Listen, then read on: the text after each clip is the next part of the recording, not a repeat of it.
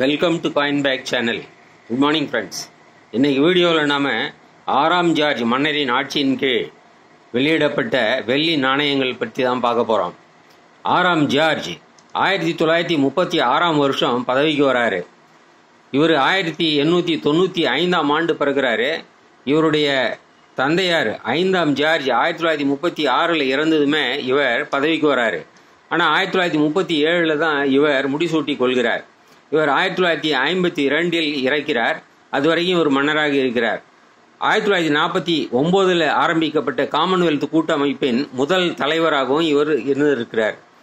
இவருடைய பீரியடில் 1936 இருந்து 1947 வரைக்கும் நமது நாட்டில் வெளியிடப்பட்ட ₹1 காயின்களை பார்த்தோம்னா 1936-37 இவர் உருவம் பொறித்த ₹1 நாணயங்கள் வெளியிடப்படலை. 1938 1939 இவருடைய உருவம் பொறித்த ₹1 நாணயங்கள் வெளியிடப்பட்டன. ஆனால் அதனுடைய எண்ணிக்கை மிகவும் குறைவு. அது கிடைப்பதே மிகவும் அரிது. அதனுடைய விலையும் மிகவும் அதிகம். 1938-39 ₹1 காயின்கள் முழு வெள்ளி, அதாவது 91.7% வெள்ளி. 1940 இருந்து 50% வெள்ளியில தான் ₹1 நாணயங்கள் வெளியிடப்படுகின்றன. ஏன்னா 1939 செகண்ட் வேர்ல்டு வார் ஸ்டார்ட் ஆகுது. அதனால வெள்ளிக்கு தட்டுப்பாடு வருது. அதனால முழு வெள்ளியில் அடிக்கிறதுக்கு பதிலாக பாதி வெள்ளி 50% வெள்ளியில் ₹1 நாணயங்கள் வெளியிடப்படுகின்றன. இந்த நாணயங்கள் 1940 1945 வரைக்கும் வெளியிடப்படுகின்றன. அதன் பின்னால் 1946-47 நிக்கல்ல தான் ₹1 நாணயங்கள் வெளியிடப்படுகின்றன. இப்போ எங்கிட்ட நீங்க பார்க்குற நம்ம வெள்ளிக்காயின் இது 1940 வெளியிடப்பட்ட 50% சில்வர் காயின். பேக் சைடு நீங்க பார்க்கலாம். 1940 வருடம் பொறிக்கப்பட்டிருக்கிறது.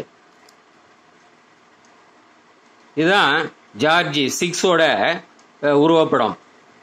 இது 1941 வெளியிடப்பட்ட காயின்.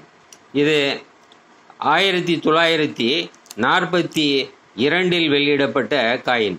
1942. இது 1943. இந்த காயின் கிடைக்கிறது கொஞ்சம் அரிது. 1943 விலையும் கொஞ்சம் அதிகம். இது 1944 வெளியிடப்பட்ட ₹1 காயின்.